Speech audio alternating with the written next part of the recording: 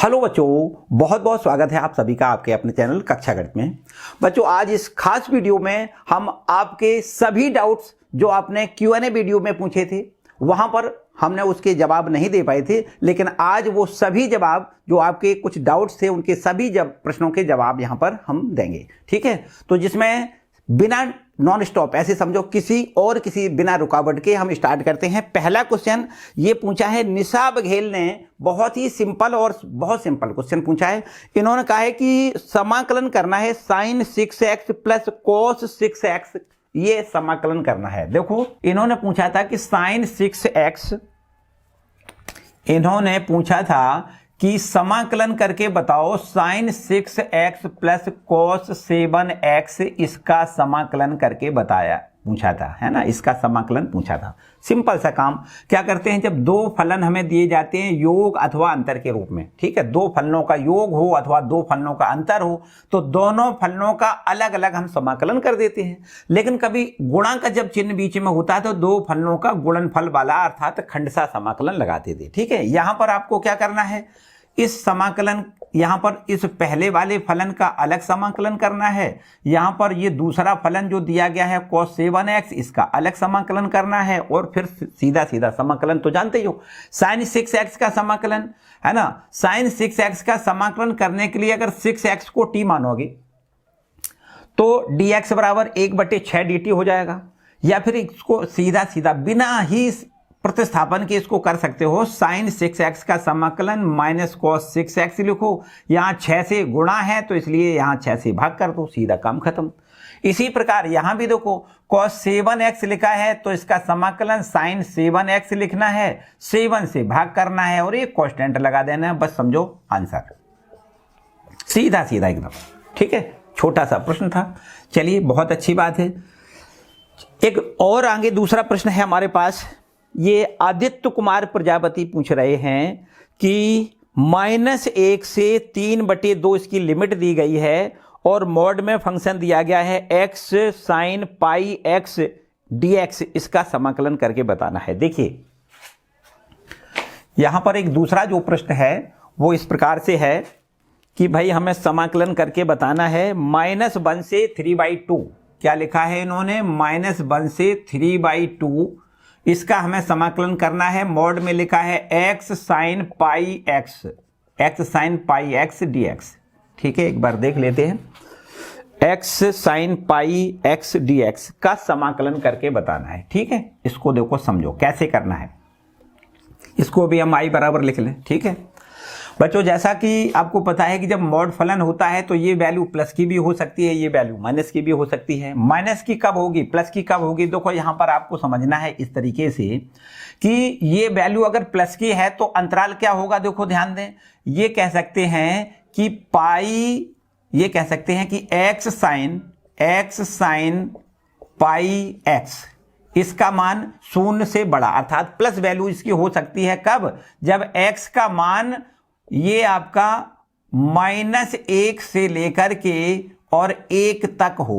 -1 से 1 के बीच में अगर x का मान है तो ये वैल्यू आपकी प्लस में आएगी। ठीक है, और यदि हम ये कहें कि 1 से लेकर के और 3/2 तक ये x की वैल्यू है तो ये वैल्यू माइनस की आएगी, तो माइनस में x sin πx। अब आप लिख के भले चेक कर लो, x का मान यहां से -1 और 1 के बीच में कुछ भी रख लिया जाए, ये वैल्यू हमेशा प्लस में आएगी, और 1 से बड़ी 3/2 से छोटी, या 1 रखें या 3/2 तक कोई भी वैल्यू रखी जाए तो यहां से ये वैल्यू हमेशा काय की आएगी, माइनस की आएगी। ठीक है, तो अब यहां पर इसको ऐसा लिखा जा सकता है, देखो ध्यान से, इसको तोड़ के ऐसे लिख दें कि भाई अगर -1 से 1 इसकी लिमिट रख दी जाए तो x sin πx into dx, ये प्लस का हो जाएगा, है ना। और ये अगर इसकी लिमिट रख दी जाए, कहां से कहां तक, इसकी लिमिट 1 से लेकर 3/2 रख दी जाए तो x sin πx का मान, πx इसका मान काय में आ जाएगा, माइनस में आ जाएगा। इसका इतना देखो, इसमें ये हेरा फेरी वाली बात समझ में आई क्या, कि इसकी वैल्यू प्लस में कब होगी, इसकी वैल्यू माइनस में कब होगी। इस अंतराल में -1 से 1 अंतराल में इसकी वैल्यू प्लस में होगी, और 1 से लेकर 3/2 अंतराल में इसकी वैल्यू माइनस में होगी। मतलब ये प्लस माइनस माइनस हो जाएगा, तो यहां से इसको ऐसे लिख दें, इंटीग्रेशन ऑफ -1 to 1 और x इंटू में sine pi x into dx, और ये माइनस आ जाएगा पहले, तो 1 से 3/2 लिखो, और यहां पर आपको लिखना है x इंटू में sine pi x into dx। तो बच्चों अब इसका समाकलन देखो, खंडसा समाकलन करना है। दो फलन है, तो दो फलन का हम समाकलन कैसे करते हैं, गुणनफल का फॉर्मूला क्या होता है, फर्स्ट फलन ज्यों का त्यों, इसको हम फर्स्ट मानेंगे और इसको हम सेकंड मानेंगे। ठीक है, आइलेट के अनुसार जो एल्जेब्रिक फलन होता है उसको फर्स्ट माना जाता है, जो दूसरा फलन उसको दूसरे को सोचना नहीं होता है। फर्स्ट का मतलब एल्जेब्रिक के हिसाब से, ये आइलेट के अनुसार जो भी पहले आता है उसको फर्स्ट मानते हैं, बकाया जो बचाएगा उसको सेकंड मान लेते हैं। तो ये हमारा फर्स्ट फलन हो गया ज्यों का त्यों। सेकंड का समाकलन करना है, तो साइन पाई एक्स का समाकलन होता है माइनस में कोस पाई एक्स, पाई का गुणा है तो यहां से पाई का भाग करना है। ठीक है, फर्स्ट फलन सेकंड का समाकलन माइनस समाकलन, अब फर्स्ट का अवकलन कर दें, एक्स का अवकलन 1 होता है, सेकंड का समाकलन कर दें तो माइनस कोस पाई एक्स बटे में यहां पाई लिख लें, तो ये सेकंड का समाकलन हो गया। ठीक है, अभी लिमिट की बात नहीं चल रही, लिमिट अभी लगानी पड़ेगी। ठीक है, तो चलो यहां पर टोटल पर लिमिट लगा देते हैं, या फिर इसका एक बार और समाकलन कर दें और फिर इसके बाद इसकी लिमिट रख देंगे, -1 to 1। चलो यहां भी देखो समाकलन करोगे वही चीज यहां पर आएगी, केवल लिमिट तो बदली है, बाकी फलन तो वही है। यहां पर भी आपको लिखना है फर्स्ट फलन सेकंड का समाकलन करोगे तो माइनस का कोस पाई एक्स बटे में यहां पर पाई लिखेंगे। फर्स्ट फलन सेकंड का समाकलन माइनस समाकलन, फर्स्ट का अवकलन लिखो 1 और सेकंड का समाकलन माइनस में कोस पाई एक्स बटे में पाई। ठीक है, और लिमिट हमारे पास है 1 to 3/2। करेक्ट है। चलिए इसके बाद यहां पर और थोड़ा आगे बढ़ाया जाए, तो यहां देखो ये माइनस का आ जाएगा और x लिखा जाए और कोस पाई x बटे में यहां पाई लिख दें। इसके बाद में देखो इसकी लिमिट भी यहीं रख देते हैं, इसकी लिमिट हमें रख देनी है कितनी, -1 to 1। ठीक है, और ये माइनस माइनस हो जाएगा प्लस, और कोस यहां पर देखो बटे में जो पाई लिखा है ना, इसका तो कुछ लेना देना है नहीं, बाहर निकालो। कोस पाई x का समाकलन यहां पर लिखना है साइन पाई x, और नीचे बटे में पाई फिर भाग में आ जाएगा, और इसमें भी हमें लिमिट रख देनी है कितनी, -1 to 1 लिख देनी है। ठीक है, इसके बाद देखो यहां पर ये माइनस माइनस हो रहा है प्लस, यहां पर लिखना है देखो 1/पाई ये वाला है ना, और इसके बाद में लिखना है x cos पाई x, यहां लिमिट रखी जाएगी 1 to 3/2, और यहां पर देखो माइनस से गुणा करो प्लस हो जाएगा, प्लस माइनस फिर से माइनस हो जाएगा, और यहां पर इसका समाकलन कर दो पहले फिर लिमिट। ठीक है, 1/पाई देखो यहां पर भी बाहर निकालो ये वाली, और इसमें आपको क्या लिखना है, अब इसमें लिखना है कोस पाई एक्स का समाकलन साइन पाई एक्स, और बटे में यहां पाई लिखना है, लिमिट रख देते हैं 1 to 3/2। ठीक है, अब देखिए यहां पर हम लिमिट रखें तो इसमें जो माइनस लगा है उसको बाहर निकालो, और बटे में जो पाई लिखा है इसको बाहर निकालो, तो माइनस में 1/पाई इसको हम बाहर निकालें। अब लिमिट रख दें, ये माइनस हमारा बाहर आ गया, पाई बाहर आ गया, तो 1 पहले लिखो, x का मान 1 लिखो, इंटू में कोस पाई x का मान तो 1 हो जाएगा। इसके बाद में माइनस का चिन्ह लगाओ, और ये -1 को यहां पर लिखोगे तो माइनस माइनस प्लस का 1 इंटू में कोस, यहां x का मान -1 लिखोगे तो कोस माइनस पाई होगा, और कोस माइनस पाई बराबर कोस पाई ही होता है। ठीक है, इसका काम खत्म। अब यहां पर आ जाओ, इसको भी पाई को बाहर निकालोगे तो 1/पाई स्क्वायर हो जाएगा, 1/पाई स्क्वायर हो जाएगा, और इसके बाद में देखो पहले 1 लिखना है, तो साइन पाई x का मान 1 लिखो तो साइन पाई हो जाएगा, फिर माइनस का निशान लगाओ, और यहां पर आपको लिखना है साइन x का मान -1 लिखोगे तो माइनस पाई हो जाएगा, माइनस पाई हो जाएगा, ये माइनस माइनस प्लस पाई लिख देना है। ठीक है, इतना काम खत्म। आगे आओ, प्लस का निशान लगाओ आगे।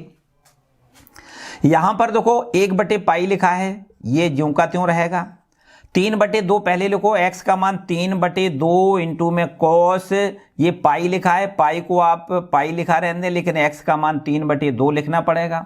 ठीक है। फिर 1 लिखो तो माइनस में x का मान 1 इंटू में cos x का मान 1 लिखोगे, पाई अकेला बच जाएगा, ठीक है। इसका भी काम खत्म। आगे आ जाओ, यहां पर देखो माइनस में इस पाई को बाहर निकालोगे तो 1/पाई² हो जाएगा, और आगे देखो 3/2, पहले ऊपर लिखो फिर माइनस का निशान लगा के नीचे वाली लिमिट। तो ऊपर पहले लिखना है साइन x का मान 3/2 और पाई है तो 3/2 पाई हो जाएगा, माइनस साइन x का मान 1 लिखोगे तो ये साइन पाई हो जाएगा, ठीक है।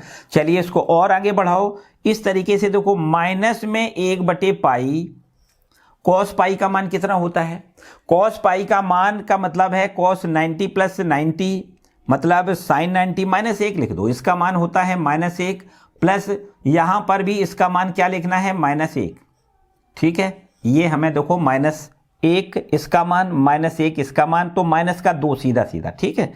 माइनस में 2 ये हो जाएगा, प्लस का निशान लगाओ। इधर देखो 1/पाई का स्क्वायर लिख रहा है यहां पर, बाकी यहां बताओ साइन पाई लिखा है, साइन पाई ये है, साइन पाई ये है, दोनों को जोड़ दो, 2 साइन पाई, और साइन पाई का मान क्या होता है 0, तो ये तो हमारा 0 हो जाएगा, ठीक है।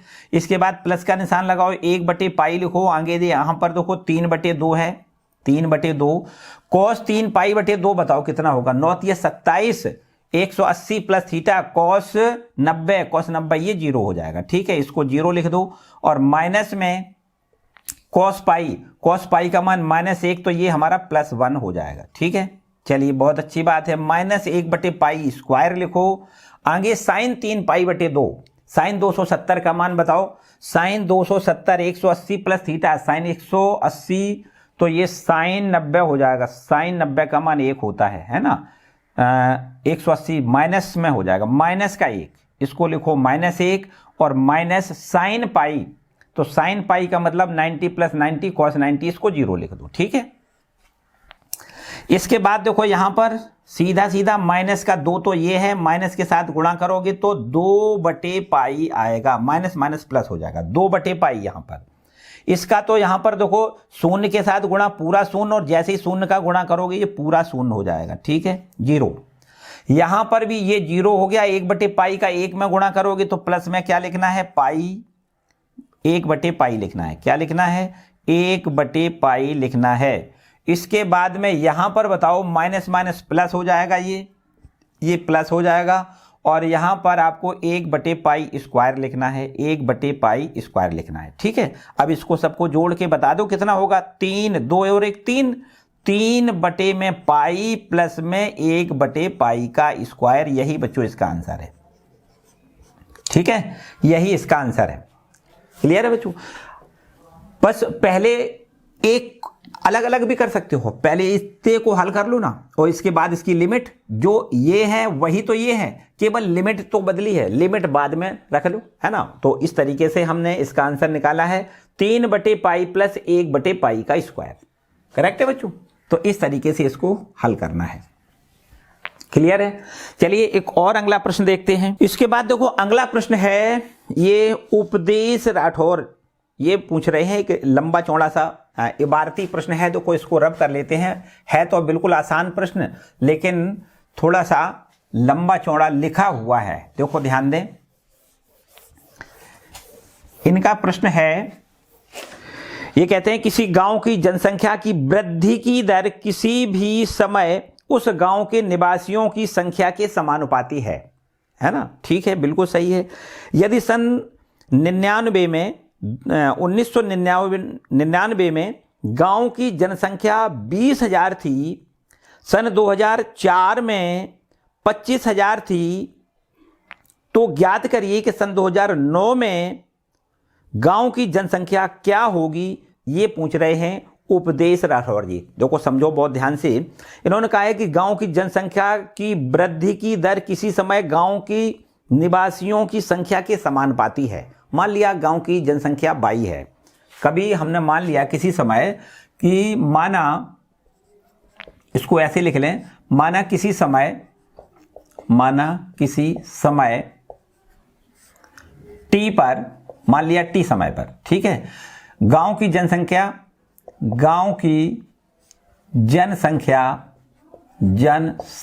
कितनी है, मान लेते हैं 22 है, गांव की जनसंख्या कितनी मान लें 22।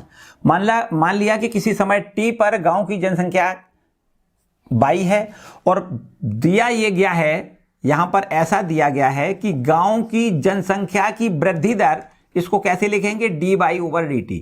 t समय में गांव की जनसंख्या की जो वृद्धि दर है उसको कैसे लिखोगे, dy/dx। जनसंख्या है 22 और t समय में उसकी वृद्धि जो हो रही है उसको कैसे लिखोगे, dy/dt। ये काय के समानुपाती है, कहता है जनसंख्या के समानुपाती है। जनसंख्या है 22 के समानुपाती वृद्धि दर है ना। जनसंख्या की वृद्धि दर ऐसे लिख सकते हो, जनसंख्या की वृद्धि दर बराबर काय के है, बराबर नहीं बल्कि समानुपाती काय के है, गांव की जनसंख्या के समानुपाती है, ऐसा दिया गया है। अर्थात हम यहां लिख दें dy/dt समानुपाती, यहां 22 लिख लें, ठीक है। इसको ऐसे भी कह सकते हो कि अगर समानुपाती का जब निशान हटाएंगे तो एक कांस्टेंट लेना पड़ेगा, dy/dt बराबर यहां पर लिख देते हैं k/, कांस्टेंट कोई k मान लिया है ना, अचर राशि k मान ली। इसको हम यहां ऐसे लिख सकते हैं dy/y, ये देखो यहां पर इस तरीके से k इंटू में dt ऐसा लिख सकते हैं। मतलब y वाले फलन को dy के साथ में रख लिया है ना, और जो dt वाला फलन है उसको t के साथ में रखना। तो t यहां है नहीं, कोई बात नहीं, तो हमने dt अलग कर लिया और y वाले फलन को dy के साथ रख लिया, मतलब चरों का सेपरेशन कर लिया, है ना, पृथक्करण जिसको कहें। तो अब जो यहां पर हम समाकलन दोनों पक्षों में करते हैं तो समाकलन का निशान लगाओ, dy/y बराबर में यहां भी समाकलन का निशान लगाओ, k dt लिखो, और इसका समाकलन तो आपको पता ही है क्या होता है, log y होता है, और बराबर में k हमारा कांस्टेंट है, बाहर आ जाएगा यहां पर t और प्लस कांस्टेंट, ठीक है। चलिए बहुत अच्छी बात है। अब देखो यहां पर प्रश्न में ऐसा कहा गया है कि 1999 में जनसंख्या 20,000 थी। तो मान लें, अगर ये मान लें कि 99 में t बराबर 0 मान लें, क्या लिख दें यहां पर, सन 1999 में मान लिया t बराबर 0, तब ये जनसंख्या कितनी है, 20,000 है। यहां पर जनसंख्या कितनी दी गई है, 20,000। तो यहां पर इस प्रकार से इसको बदल सकते हो, देखो log y को यहां पर लिखना है 20,000 बराबर t को क्या लिखें, 0 और प्लस कांस्टेंट। तो यहां से देखो c की वैल्यू हमें मिल जाएगी, c बराबर कितना हो जाएगा, log 20,000, ये हमें मिल जाएगा c का मान, ठीक है। अब देखो यहां पर ये c की वैल्यू यहां रख देते हैं, देखो इस नंबर पे, एक नंबर में यहां रख देते हैं, तो हमें ये मिल जाएगा log y बराबर kt और प्लस c की वैल्यू यहां लिख दें log 20,000। इतनी बात ठीक है। आगे देखो प्रश्न में क्या लिखा है, आगे लिखा है कि और सन 2004 में 25,000 थी। अब देखो 2004 की बात करने लगा, 2004 का मतलब कितने साल हो गए, 5 वर्ष हो गए, है ना। 99 से 2004 की बात करी गई है, तो 5 वर्ष बाद उसकी जनसंख्या कितनी हो गई, तो यहां पर लिखना है t बराबर 5 वर्ष बाद y का मान कितना हो गया, 25,000 हो गया। y का मान कितना हो गया, 25,000 हो गया। तो यहां पर 5 वर्ष में उसकी जनसंख्या 25,000 हो गई। तो अब आपको यहां पर क्या लिखना है, देखो ये लिखना है log y का मान यहां लिखना है 25,000, y का मान लिखना है यहां पर 25,000 और बराबर का निशान लगाओ, और t की वैल्यू कितनी रख दें, 5 लिख दें, और ये प्लस में log 20,000 इसको ज्यों का त्यों रख दें। अब यहां पर इसको ऐसे कर लें, इसको इधर ले आए तो ये माइनस में हो जाएगा, तो आपको लिखना है 5k बराबर log 25,000 माइनस में log 20,000 लिखना है। यहां पर लिखो 5k बराबर, बताओ कितना हो जाएगा, ये हमारे पास हो जाएगा log 25,000 और बटे में हो जाएगा log m minus log n बराबर log m बटे n होता है। तो log 25,000 बटे में 20,000 लिखना है, ठीक है। तो 1 2 3 1 2 3 ये कैंसिल करो, तो ये 5k बराबर हो जाएगा कितना, log, और 5 पंचे 25, 5 चौको 20, ठीक है। अब k की वैल्यू निकालोगे तो 5 से भाग करोगे, 1/5 log 5/4 लिखो। इतना यहां तक ठीक है। अब आगे देखो प्रश्न क्या कहता है। अब आगे प्रश्न ये कहता है, तो ज्ञात करिए कि सन 2009 में उस गांव की जनसंख्या कितनी होगी। अब क्या कह रहा है, कितने वर्ष की बात करी गई। पहले 99 में बात करी गई थी, है ना, और अब बात करी गई है 2009 में। इसका मतलब 10 वर्ष हो गए। तो आपको लिखना है t बराबर, मतलब 2009 की बात करी गई है, 2009 में इसको हम कह सकते हैं t बराबर 10 वर्ष, है ना। t बराबर 10 वर्ष, तो उसकी गांव की जनसंख्या कितनी होगी, ये हमारा प्रश्न है। ठीक है, तो अब हमें देखो यहां पर इसकी वैल्यू रख देनी है log, और ये y बराबर में k, और k की वैल्यू ये रख देनी है। कितनी, k की वैल्यू रखनी है 1/5 log 5/4। ठीक है, और k की वैल्यू रख दी, t की वैल्यू रख दो। t की वैल्यू कितनी है, 10 वर्ष बाद की बात कर रहा है, प्लस में यहां पर लिखेंगे log 20,000। ठीक है भाई।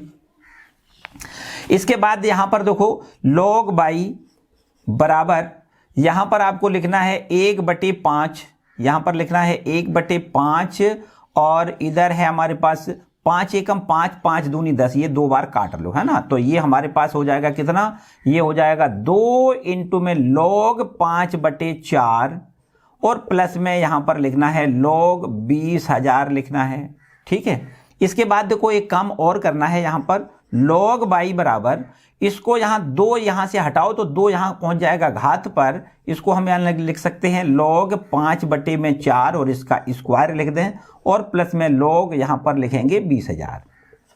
ठीक है, तो ये हमारे पास हो जाएगा, देखो log y बराबर का निशान लगाओ, और log ये हो जाएगा कितना, 5 पंचे 25 बटे में 4 चौको 16। ठीक है, और यहां पर खास बात log m plus log n है, तो ये log m इंटू n लिख सकते हैं। तो log यहां पर क्या लिख दें, 20,000 लिख लें। ठीक है, अब इसको यहां पर कैंसिल आउट करो, और यहां से आप देख पा रहे हो log से log भी कैंसिल हो जाएगा। तो ये y का मान हमारा सीधा सीधा निकल आएगा, अर्थात उस गांव की जनसंख्या 10 वर्ष बाद निकल आएगी। y का मान कितना होगा, ये हो जाएगा देखो 25/16 इंटू में 20,000। बस इसको कैलकुलेट केवल कर लो, इसको हटाओ यहां से, 16 एकम 16 बचेगा कितना, 4, 40 हो जाएगा, 16 दूनी 32। अब कितना बचेगा देखो 8, 16 पंचे 80, और 1 0। ठीक है, अब यहां से इसका गुणा कर लें तो ये y की वैल्यू हमें मिल जाएगी 25 0, 25 पंचे 125, हासिल में 12, 25 दूनी 50, 12 62, हासिल में 6, 25 सेकंड 25 6 31, तो 31,250 उस नगर की जनसंख्या हो जाएगी। ठीक है, क्लियर है। ये आपने पूछा है, ये उपदेश राठौर जी ने, है ना। उपदेश राठौर जी, बिल्कुल आपको समझ में आ रहा होगा, है ना, किसी प्रकार की कोई समस्या तो नहीं है।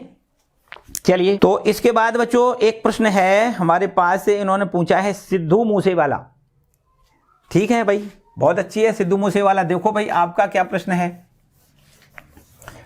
यहां पर आपके पास जो प्रश्न है उस प्रश्न को पहले ध्यान से समझो। ये उन्होंने लिखा है कि एक अंतराल बताना है जिसमें fx बराबर दिया है sin x plus cos x, और ये दिया गया है 0, x की वैल्यू जो है वो 0 से 2 पाई में है, दिया है द्वारा प्रदत्त फलन f वर्धमान है या ह्रासमान है, ऐसे पूछा गया है। ठीक है, तो यहां पर हमें अंतराल पूछा गया है, तो किस अंतराल में वर्धमान है, किस अंतराल में ह्रासमान है, ऐसा हमसे पूछ लिया गया है। यहां पर देखो ये प्रश्न है, फलन हमारा fx बराबर दिया गया है sin x plus cos x, ये हमारा प्रश्न है।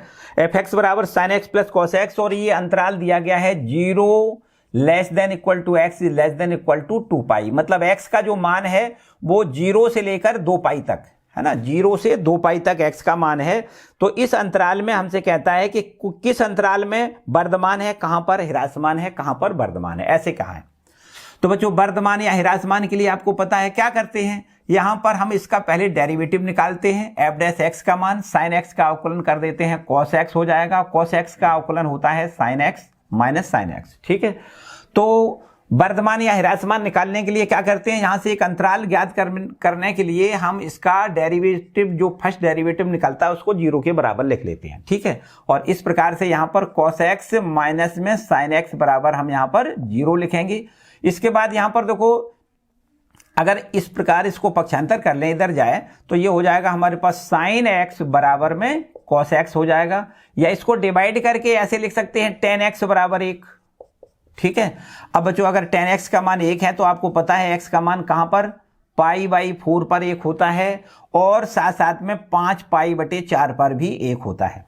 ठीक है, तो अब आप ये कह सकते हो कि जी x का जो मान है वो पूरी संख्या रेखा को इस अंतराल में x का मान देखो 0 से 2π के अंतर्गत है ना, यहां पर कहीं x का मान 0 और 2π के बीच में जो ये x के मान है वो पूरी संख्या रेखा को 3 अंतरालों में विभाजित करेंगे। देखो ध्यान दें, यहां पर हम कह सकते हैं ये आपका ये 0 हो गया, इधर ये हो गया 2π। ठीक है, इधर 0 इधर 2π, और इसके बीच में यहां पर देखो x की वैल्यू कितनी है, π/4 है, फिर इसके बाद यहां कहीं x की वैल्यू कितनी है, 5π/4 है। तो पूरी संख्या रेखा 0 से 2π वाली संख्या रेखा जो है वो 3 अंतरालों में बढ़ जाएगी। कौन कौन से में, एक तो 0 से π/4 में, ठीक है, एक तो 0 से π/4 में, यहां पर ये हमारा हो जाएगा π/4 से 5π/4 में, और यहां पर एक अंतराल ये हो जाएगा 5π/4 से 2π में। ठीक है, ये क्लोज करना है, ये ओपन रखना है ना, यहां तक एंड पर पहुंच गए, इधर एंड पर पहुंच गए तो ये एंड लेना है, ये भी एंड लेना है, बाकी बीच में है ना। ठीक है, तो इन अंतरालों में हमें चेक करना है कि इन अंतरालों में से किस में फलन हमारा वर्धमान है और कहां पर फलन हमारा ह्रासमान, ऐसा हमसे प्रश्न में पूछा गया है। तो पहले हम बच्चों यहां पर इस अंतराल में चेक कर लेते हैं।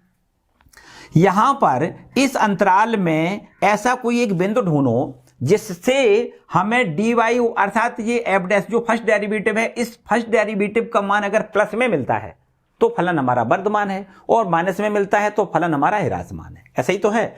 तो देखिए चेक कर लेते हैं, पूरी बात ध्यान से समझो। यहां पर या फिर एक काम करो, ये टेबल सा बना लो, टेबल बना लो तो और सरल बात है। देखो यहां पर अंतराल लिख लो, अंतराल कौन कौन से हैं, देखो ये हो गया 0π/4।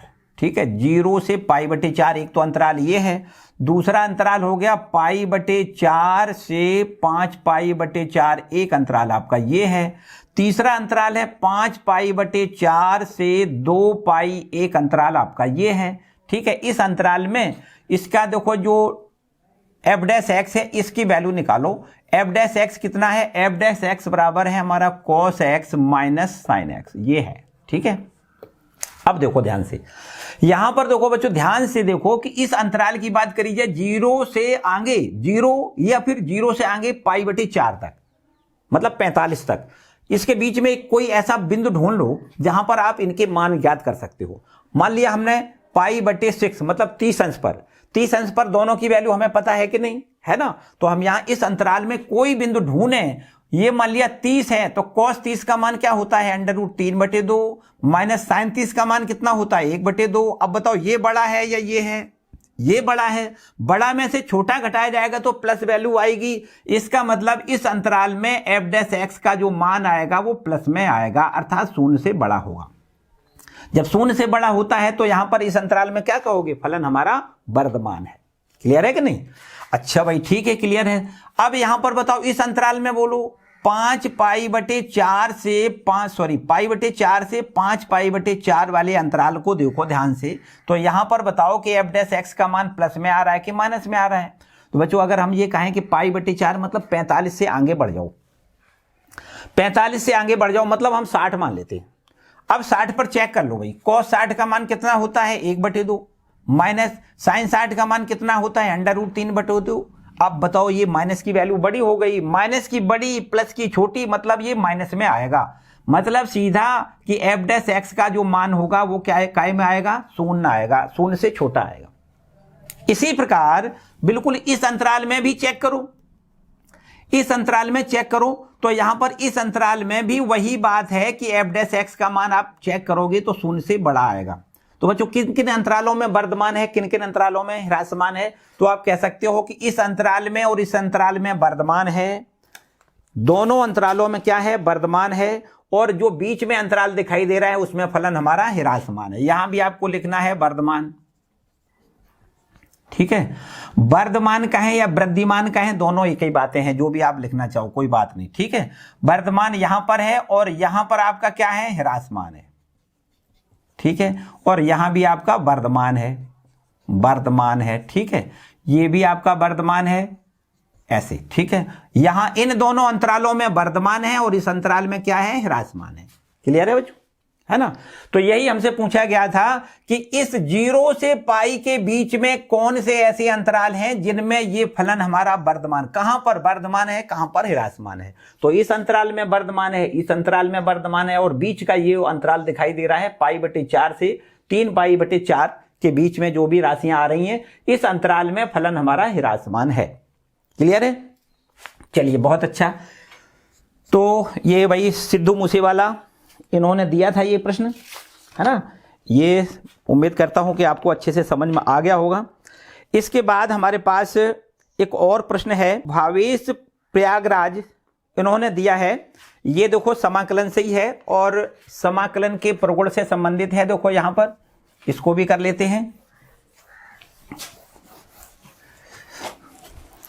देखिए आपका ये प्रश्न है भाई, लिखते हैं कि इंटीग्रेशन करके बताओ 0 से पाई, तो ये दिया गया है, और लिखते हैं x into d x upon में दिया गया है a square cos square x plus b square sine square x, ठीक है।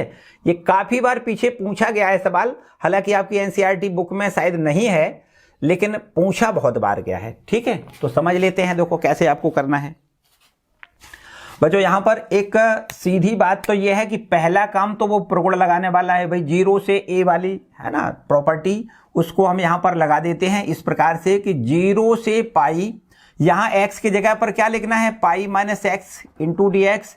जहां जहां x है उसको आप पाई माइनस एक्स से रिमूव कर दो, तो a स्क्वायर और कॉस स्क्वायर x की जगह पर पाई माइनस एक्स लिखें, और प्लस में बी स्क्वायर इंटू में साइन स्क्वायर एक्स की जगह पर पाई माइनस एक्स लिख लें। इसके बाद देखो बराबर इंटीग्रेशन ऑफ 0 से पाई, और यहां पर पाई माइनस एक्स इंटू में डी एक्स, जबकि नीचे आप ध्यान से देखो तो ये लिखा है a square cos pi minus theta. वैसे तो होता है कोस पाई माइनस एक्स बराबर कोस एक्स ही होता है, स्क्वायर करोगे तो वही रहेगा, कोस स्क्वायर एक्स होता है, प्लस यहां पर भी देखो साइन पाई माइनस एक्स बराबर साइन एक्स होता है, स्क्वायर करोगे वही रहेगा, देखो b square sine square x लिख दें। अब इस पर हम इक्वेशन नंबर दूसरा डाल लें। हमने प्रॉपर्टी कौन सी लगाई, अगर आप चाहो तो यहां लिख सकते हो। हमने जो प्रॉपर्टी लगाई है वो कुछ इस प्रकार से है कि 0 से a f x d x जब होता है तो उसको हम लिख सकते हैं integration 0 to a f of a minus x into d x लिख सकते हैं, ठीक है। जो भी प्रॉपर्टी लगाया करो वो आगे आपको लिखनी है, ठीक है। इसके बाद देखो ये दोनों समीकरण जो 1 नंबर का और 2 नंबर का समीकरण 2 दिखाई दे रहे हैं, दोनों को आप जोड़ दो। क्या करोगे आप, समीकरण 1 प्लस 2 से पहला और दूसरा दोनों समीकरण आप जोड़ो यहां पर। तो भाई i इधर है, i इधर है, जोड़ोगे तो 2i मिलेगा, बिल्कुल ठीक है। इंटीग्रेशन 0 से पाई है दोनों जगह, बिल्कुल ठीक है बच्चों। नीचे हर दोनों के हर बराबर है, ऊपर से dx कॉमन है, तो यहां हमें मिलेगा देखो ये x, इसके साथ में जोड़ना है पाई माइनस एक्स, ठीक है, और इंटू डी एक्स ये कॉमन वाला लिख लिया, और बटे में जो दिखाई दे रहा है ये भी हमारा कॉमन है, a square cos square x plus में b square sine square x, correct है। अब देखिए माइनस का एक्स और ये प्लस का एक्स ये भी कैंसिल हो रहा है। इसके बाद ये पाई आ रहा है, इसको बाहर अगर निकाल लिया जाए तो इस तरीके से लिख सकते हैं 0 से पाई, और इधर बचेगा dx, और नीचे बटे में a स्क्वायर इंटू में कॉस स्क्वायर एक्स प्लस में बी स्क्वायर इंटू में साइन स्क्वायर एक्स। इतनी बात बच्चों ठीक है। अब ध्यान से समझो, हमें क्या करना है कि अगर ऐसी पोजीशन कहीं मिले a square cos square x plus b square sine square x, तो हमें फिर दोनों अंश और हर दोनों में कॉस स्क्वायर एक्स से भाग करना है। देखो ध्यान दें कैसे करना है, 2i बराबर में पाई इंटीग्रेशन 0 से पाई, अगर एक ये ऊपर एक ही तो है, इसमें कॉस स्क्वायर से भाग करेंगे तो 1 बटे कॉस स्क्वायर एक्स बराबर यहां पर हम लिख दें सेक स्क्वायर एक्स, थोड़ा एक स्टेप हमने डायरेक्ट किया है, मेरे ख्याल से उम्मीद है कि समझ में आ रहा होगा। एक में हमने cos स्क्वायर एक्स से भाग किया है, तो एक में cos स्क्वायर एक्स से भाग करेंगे तो sec स्क्वायर एक्स आएगा। यहां देखो cos स्क्वायर से भाग करेंगे तो ये कैंसिल हो जाएगा, केवल बचेगा a स्क्वायर, प्लस यहां cos स्क्वायर से भाग करेंगे तो यहां पर हमें क्या मिलेगा, tan स्क्वायर एक्स मिलेगा। ठीक है, अच्छा भाई, अब यहां पर देखो एक काम और करते हैं कि अगर, चलो एक स्टेप और यहां पर लिख देते हैं, 2i बराबर, यहां पर देखो एक काम करें कि लिमिट आधा कर दें और इससे 2 से मल्टीप्लाई कर दें, तो यहां पर देखो 2 टाइम पाई हो जाएगा, इंटीग्रेशन 0 से पाई बाई 2 हो जाएगा, आगे है sec square x into d x और नीचे बटे में a स्क्वायर, और इसको हम b tan x का होल स्क्वायर लिख सकते हैं। देखो लिख सकते हैं कि नहीं, b square tan square x को क्या लिख सकते हैं, b tan x का होल स्क्वायर। अब देखो इस 2 से इस 2 को आप कैंसिल कर सकते हो, तो i बराबर हमारे पास यहां पर देखो मिलेगा कितना, ध्यान से समझना है। देखो i बराबर यहां लिखेंगे, i बराबर पाई, इंटीग्रेशन की लिमिट है 0 से पाई बाई 2, पूरे को लिख लेते एक बार, sec स्क्वायर एक्स इंटू में dx है और नीचे बटे में क्या है, a स्क्वायर प्लस में b tan x का whole square, b tan x का होल स्क्वायर। अब देखो यहां पर हम प्रतिस्थापन कर लेते हैं, है ना, हमें पता है ना tan x को t मानेंगे तो sec स्क्वायर एक्स dx बराबर dt हो जाएगा, तो हम यहां पर इसको इस प्रकार से प्रतिस्थापन कर लें कि b tan x बराबर t। अब b कांस्टेंट है, tan x का अवकलन पता ही है, sec स्क्वायर एक्स होता है, dx बराबर यहां dt लिखेंगे और फिर इसके बाद में sec स्क्वायर एक्स dx बराबर में 1/b dt लिख सकते हैं, लिख सकते हैं कि नहीं, बिल्कुल ठीक है। अब बच्चों यहां पर देखो इसको लिखेंगे 1/b dt, इसको हम यहां पर लिखेंगे t, लिखना हमें लिमिट भी चेंज करना है ना, लिमिट भी चेंज कर देते हैं। देखो कैसे करना है, यहां पर हम ऐसे देखें कि जब x का मान हम π/2 लिखें, यहां पर x का मान π/2 मतलब tan π/2, tan 90 का मान अनंत होता है, तो हमें यहां पर t का मान अनंत मिल जाएगा, देखो है ना, इन्फिनिटी। और जब x बराबर 0 लिखोगे, tan 0 का मान 0 होता है, इसलिए t बराबर हमें 0 मिलेगा, तो लिमिट 0 से अनंत बन जाएगी। यहां आपको लिखना है i बराबर पाई, इंटीग्रेशन लिमिट कितनी लिखनी है, 0 से इन्फिनिटी इसकी लिमिट होगी, sec स्क्वायर एक्स dx को हमें लिखना है कितना, 1/b dt, 1/b dt लिखना है, जबकि बटे में नीचे देखो हमारे पास है a का स्क्वायर प्लस आगे t का स्क्वायर। ठीक है, ये a स्क्वायर और इसको हमने लिखा है t का स्क्वायर। अब देखिए ध्यान से, 1/b को बाहर निकालेंगे तो ये हमारे पास पाई इंटू 1/b बाहर आएगा, और अब हमारे पास 0 से अनंत dt बटे में a का स्क्वायर प्लस t का स्क्वायर बच रहा है, बोलो बच रहा है कि नहीं। तो बच्चों इसका तो समाकलन आपको पता ही है, 1/a tan इनवर्स x/a होता है, तो वही हमें लिखना है। देखिए π/b हमारे पास पहले से है, 1 में a लिखना है, tan इनवर्स t में a लिखना है, और जो लिमिट है उसको लिखना है 0 से अनंत। ठीक है, तो π/में ab, और बताओ यहां पर क्या लिखना है, tan इनवर्स अनंत माइनस tan इनवर्स 0 लिखना है, सही है, और tan इनवर्स अनंत का मान π/2 होता है, तो यहां पर हम लिख देते हैं भाई π/में ab इंटू में इसका मान होता है π/2 और tan इनवर्स 0 का मान 0। तो जो फाइनल में आंसर आएगा वो आपको इस प्रकार से देखो लिखना है, क्या लिखना है, पाई और पाई का गुणा पाई स्क्वायर बटे में 2ab लिखना है। ठीक है बच्चों, क्लियर है, ये लिखना है। ठीक, चलिए इसको भी आप नोट कर लें, ये आपके भावेश प्रयागराज है ना, चलिए बहुत अच्छी बात है। एक आगे हमारे पास यहाँ पर फरमाइश जुड़ी हुई है भाई, बहुत अच्छी बात है। इन्होंने कहा है कि भाई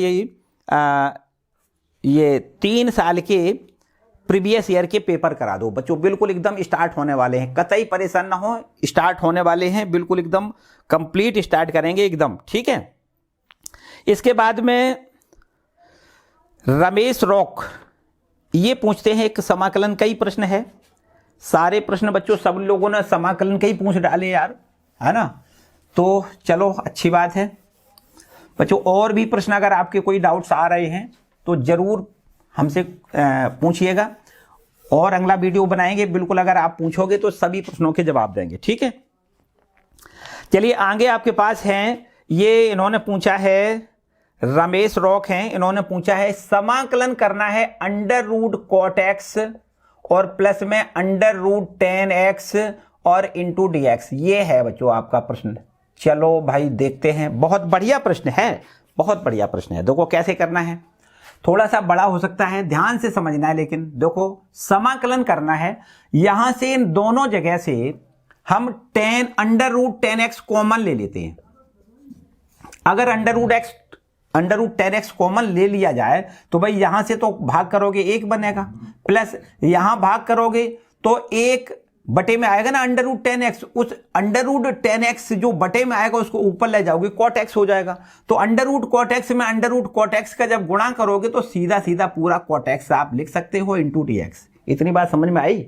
अगर नहीं आई है तो एक बार फिर से समझो, इस चीज को हमने ले लिया कॉमन, तो यहां तो बचा एक, अब यहां पर बटे में आएगा और बटे वाला 10 ऊपर जाएगा तो कॉट में बदल जाएगा कि नहीं, तो under root cot x into under root cot x मतलब कॉट एक्स, ठीक। अब आगे देखो, इसमें इसके बाद क्या करना है, यहां पर हम प्रतिस्थापन कर लेते हैं, अंडर रूट 10x को हम मान लेते हैं t। ध्यान से समझना बच्चों, बड़ा प्रश्न है, बहुत अच्छा प्रश्न है। अंडर रूट 10x बराबर t, और यदि हम यहां पर दोनों पक्षों का वर्ग कर दें तो हमें यहां पर 10x का मान t स्क्वायर मिल जाएगा। बोलो मिलेगा कि नहीं? अब देखो 10x का अगर अवकलन कर लिया जाए तो 10x का अवकलन होता है सेक स्क्वायर एक्स dx बराबर में इसी यहां t स्क्वायर का अवकलन 2t इंटू dt लिख लिया जाए। सेक स्क्वायर एक्स की जगह पर 1 प्लस 10 स्क्वायर एक्स लिखते हैं कि नहीं, dx बराबर में 2t इंटू dt लिख लें। अब यहां देखो 1 प्लस 10 स्क्वायर एक्स, यहां पर देखो अगर 10 पर स्क्वायर किया जाएगा तो t की पावर 4 हो जाएगा। देखो हो जाएगा कि नहीं, t की पावर 4 लिख दें इंटू dx लिखें बराबर में 2t इंटू dt लिखें। अब dx की वैल्यू यहां से हमें मिलेगी 2t इंटू dt बटे 1 प्लस t की पावर 4। इतनी बात बच्चों समझ में आई कि नहीं? ठीक है, अब इतनी बात समझ में आई तो आप यहां पर आ जाओ, i बराबर समाकलन का निशान लगाओ, इसको हमने माना है t, चलो इसको लिख देते हैं t। इस पूरे को देखो ब्रैकेट में बंद करके 1 प्लस कॉट एक्स, यहां कॉट एक्स लिखा है, जब 10x का मान हमें पता है तो 10 का व्युत्क्रम कॉट होता है, तो कॉट एक्स का मान कितना हो जाएगा, 1 बटे t स्क्वायर हो जाएगा। इसके बाद dx, dx का मान हमने यहां से निकाला है कितना, 2t इंटू dt बटे में 1 प्लस t की पावर 4। बोलो यहां तक ठीक है? अब आगे फिर देखो, यहां पर बराबर समाकलन t इंटू ब्रैकेट में इसको हल करोगे तो ऊपर t square plus 1 upon T square, ये एलसीएम ले लिया हमने, ठीक है, और इधर 2t इंटू dt बटे में आप यहां लिखो 1 प्लस t की पावर 4। ठीक है, कोई समस्या तो नहीं? यहां देखिए टी स्क्वायर बटे में है, t और t का गुणा करोगे t स्क्वायर हो जाएगा, ये बटे वाला t स्क्वायर इससे कैंसिल हो जाएगा। तो अब यहां 2 को बाहर निकाल के हम यहां इसको ऐसे लिखें, t स्क्वायर प्लस में 1 अपॉन में यहां 1 प्लस t की पावर 4 इंटू में dt। बोलो इतनी बात ठीक है बच्चों? अब ध्यान से समझो, आगे की प्रोसेस ध्यान से समझते हैं। अब क्या करना है, यहां पर टी स्क्वायर का आंसर में भाग करना है। क्या करना है, टी स्क्वायर का ऊपर भाग करें, टी स्क्वायर का नीचे भाग करें, दोनों में अंश और हर में दोनों में टी स्क्वायर से भाग करेंगे। देखो 2 हमारा ज्यों का त्यों, टी स्क्वायर ये लिखा है ना, इसमें टी स्क्वायर से भाग करोगे तो 1 आएगा, प्लस 1 लिखा है इसमें टी स्क्वायर से भाग करोगे तो 1 बटे टी स्क्वायर आएगा। नीचे आ जाओ, यहां 1 लिखा है इसमें टी स्क्वायर से भाग करोगे तो 1 बटे टी स्क्वायर आएगा, और यहां t की पावर 4 है, इसमें टी स्क्वायर से जब भाग करोगे तो 2 पावर बचाएगा, मतलब टी स्क्वायर बचाएगा, dt हमारा ज्यों का त्यों। इतना ठीक है? अब थोड़ा और आगे देखो, 2 हमारे पास ज्यों का त्यों, 1 प्लस 1 अपॉन टी स्क्वायर ज्यों का त्यों इंटू dt, ये भी ठीक है। जो नीचे लिखा है थोड़ा सा इसको थोड़ा सा चेंज करके हम लिखना चाह रहे, ये तो ठीक है, ये तो ज्यों का त्यों है, इसमें तो कोई समस्या नहीं। हम यहां पर 2 घटा दें 2 जोड़ दें, ये थोड़ी ध्यान से समझने वाली बात है। ऐसा क्यों किया है, हम इसको पूर्ण वर्ग बनाना चाह रहे, और ऐसा पूर्ण वर्ग जिसको यहां प्रतिस्थापन करने पर ये ऊपर वाला बन जाए। देखिए अभी आपको देखो ऐसे दिखाई दे रहा है 1 + 1/t² इंटू डी टी, जबकि नीचे जो दिखाई दे रहा है ना ये इतना, देखो इतना, ये पूर्ण वर्ग है, परफेक्ट स्क्वायर है t - 1/t का। देखो ध्यान दें, t² प्लस इसका स्क्वायर करोगे ये, और फिर इन दोनों का गुणा करके दूना किया जाता है तो क्या मिलेगा, t से t तो कट जाएगा गुणा करने में, दूना का मतलब 2 एकम 2 मिलेगा, प्लस और ये हमारे पास 2 लिखा है, इसको ज्यों का त्यों। इतनी बात ठीक है बच्चों। अब यहां से पुनः प्रतिस्थापन करना है, थोड़ा सा बड़ा है, जैसा कि हमने बताया कि ये पहले ही से बताया तो बड़ा प्रश्न है। इसको हम फिर से दोबारा से u मान लेते हैं। अगर इसको हमने u मान लिया तो इसका अवकलन देखो 1 और इसका अवकलन माइनस माइनस प्लस का 1/t² हो जाएगा, फिर dt लिख दो बराबर में du। ठीक है, यहां देखिए इसको क्या लिखना है, 1/1 + 1/t² dt को क्या लिखना है, du लिखना है, और इसको हमें u लिखना है। तो चलो इसको इस प्रकार लिख दें, इसको ऊपर वाले को du लिखें, नीचे वाले इसको हमने t माना है, सॉरी u माना है, तो u² हो जाएगा, और प्लस 2 के जगह पर हम √2 का स्क्वायर लिख के सूत्र के फॉर्मेट में बना लेते हैं। ये सूत्र काय का बन गया, 1/x² प्लस a², मतलब सूत्र होता है 1/a tan 1x/a, है ना। तो यही फॉर्मूला इसमें अभी देखो लग रहा है, 1/a का मतलब कितना है, √2, तो 1/a tan 1 u/√2 और प्लस एक कांस्टेंट। अब देखिए ये 2 से चाहो तो ये √2 बार कैंसिल हो सकता है, और tan 1 u की वैल्यू रखो, u की वैल्यू है कितनी है, u की वैल्यू है t - 1/t है, और बटे में √2 है, और प्लस में कांस्टेंट। अब t की भी वैल्यू रखनी पड़ेगी, चलो एक स्टेप और आगे बढ़ाओ, √2 tan 1, इसको एलसीएम में इस प्रकार लिख लें, t² माइनस में 1 और बटे में t इंटू में √2। अब t की भी वैल्यू रखनी है, t बराबर देखो हमारे पास क्या था, t की वैल्यू है √10x, तो t बराबर √10x यहां रख देते हैं। देखो सीधा सीधा इसका अब आंसर आने वाला है बिल्कुल √2 tan 1 t²। देखो t² क्या लिखोगे, t² को हम 10x लिखेंगे, तो यहां पर लिखना है 10x,